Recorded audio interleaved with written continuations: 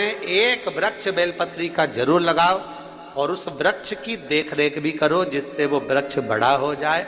ऐसा वृक्ष मत लगाना कि तुमने लगाया और 4 दिन बाद बकरी खा जाए।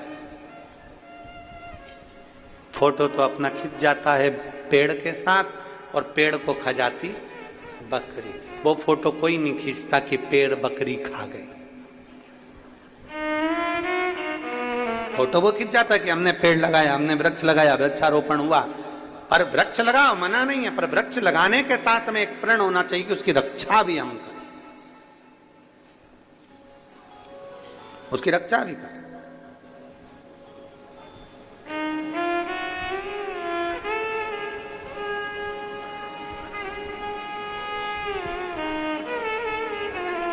पर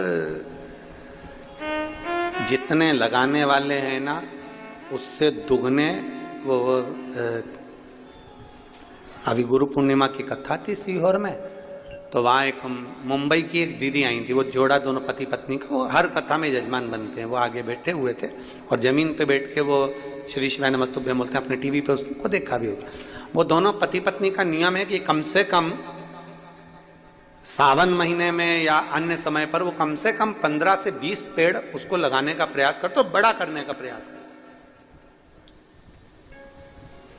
पर वो बता रहे थे गुरुजी हम बेलपत्री का पेड़ लगाकर आते हैं और कोई पूरा की पूरा गमला की गमला ही उठा के बेलपत्री का ले जाता है। हम लगाते और वो उठा के ले जाते।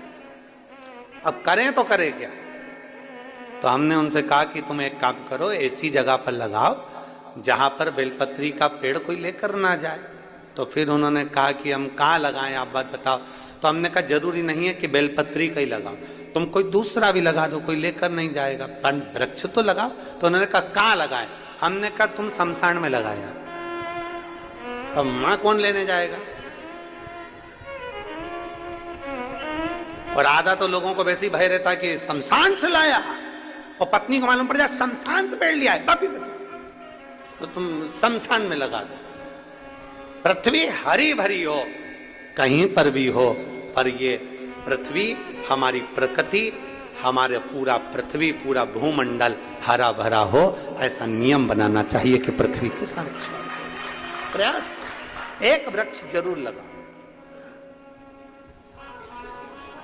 जितना जितना वृक्ष लगता है ना उतना उतना जल बढ़ता है। पृथ्वी का जो जल कम हो रहा है ना उसका कारण केवल ऐसा ही है कि वृक्ष नहीं है। वृक्ष कटते गए, जल कम होता गया, इसलिए वृक्ष लगाना जरूरी है। एक बेलपत्री के वृक्ष के नीचे से भी अगर कोई भूलवश निकल कर चले जाता है, 1000 अश्वमेध यज्ञ का फल उसके खाते में प्राप्त हो जाता है। 1000 अश्वमेध यज्ञ का पुण्य फल उसे मिलता है।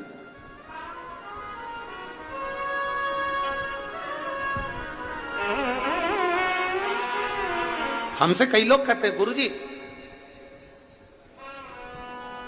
कोई शिव भक्त बोल देता है तो उसकी वाणी प्रबल क्यों हो जाती है, प्रखर क्यों हो जाती है, क्यों?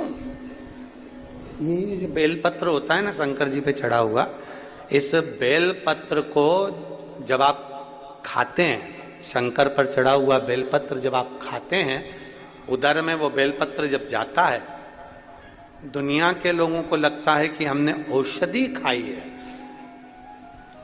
पर लिंग पुराण, नर्मदा